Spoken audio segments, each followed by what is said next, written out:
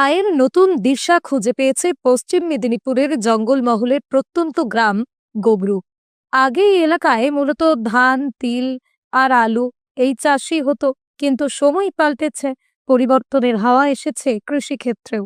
সেই পরিবর্তনের অগ্রদূতেই যেন গোবরুর এই গাঁদা ফুল চাষ। গ্রামের সাধারণ কৃষকেরা যেখানে লাভের মুখ তেমন দেখতেন না, সেখানে গাঁদা ফুল চাষ হয়ে উঠেছে নতুন ভরসা। কম খরচ, কম যত্ন আর বাজারে বেশি চাহিদা, এই তিন মিলেই এখন গ্রাম জুড়ে গাঁদা ফুল চাষের ঢেউ উঠেছে।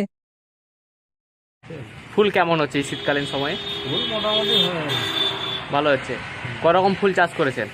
ওই দু রকমই নাকি গেঁদা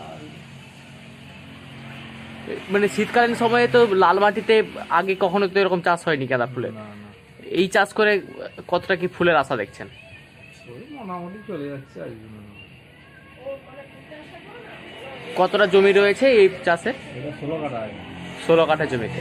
মানে মূলত কি শীতকালীন সময় এই ফুলটা বেশি হয়? হ্যাঁ, বর্ষাকালে বেশি। বর্ষাকালে বেশি হয়। মানে এই ছোট গাছে এত যে ফুল দিচ্ছে, কিছু কি পটাশ টটাশ কিছু দিতে হচ্ছে, সারটা? পটাশ দিতে হয়, সার দিতে হয়, ওষুধ দিতে হয়।